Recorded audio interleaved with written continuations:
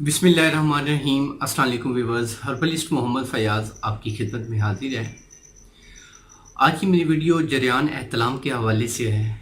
इसके हवाले से एक बेहतरीन हर्बल टिप दूंगा आपको, जिसके इस्तेमाल से इंशाल्लाह जरियान एहतलाम है, चाहे वो खा कितना ही पुराना है, इंशाल्लाह उसमें सिर्फ काफ़ी हद तक अफाका होगा ये नुस्खा इस्तेमाल कर लेने से।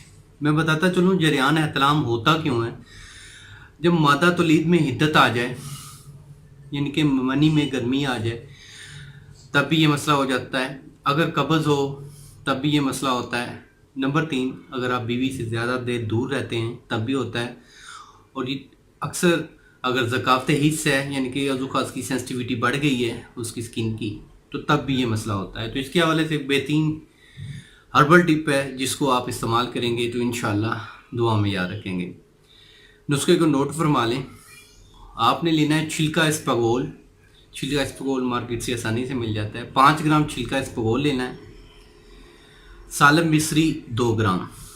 इन दोनों को आपने 125 ml 125 ml दूध में डालना है और उसको हल्की आंच पे रख देना है। जब दूध गाढ़ा हो जाए उसको उतार लेना है, उसको ठंडा करें, फ्रिज में स्टोर कर लें।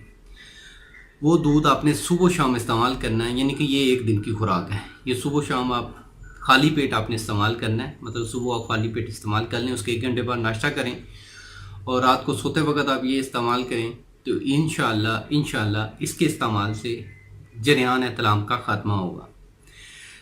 अगर आपको साथ ज़कावत हिस्स है तो ज़कावत हिस्स का भी इलाज करना चाहिए। ज़कावत हिस्स के हवाले से मेरी एक बेहतरीन वीडियोज़ हैं, मैं उसका लिंक दे देता हूँ, तो उसको भी वॉच करें, तो इंशाल्लाह अल्लाह के फजल से काफ़ी अच्छे रिजल्ट्स मिलेंगे। और जिनको कोई और मसला है, वो अपनी तहकीक नहीं कर सकते, अपना मिजाज नहीं जान सकते, वो मेरे क्लिनिक पे तशरीफ़ ला सकते हैं। अगर वो मेरे क्लिनिक पे तशरीफ़ नहीं ला सकते, अपनी रिपोर्ट्स आप मुझे व्हाट्सएप कर सकते हैं, मुफ्त तिब्बी मशवरा ले सकते हैं। आप किसी और दोस्त को भी रेफ़र कर सकते हैं। इंशाल्लाह आपके एतमाद में इजाफ़ा होगा। इंशाल्लाह मिलेंगे एक नेक्स्ट वीडियो में। अल्लाह आपका हामी नासिर हो। शुक्रिया, जज़ाकल्लाह, अल्लाह हाफ़िज़।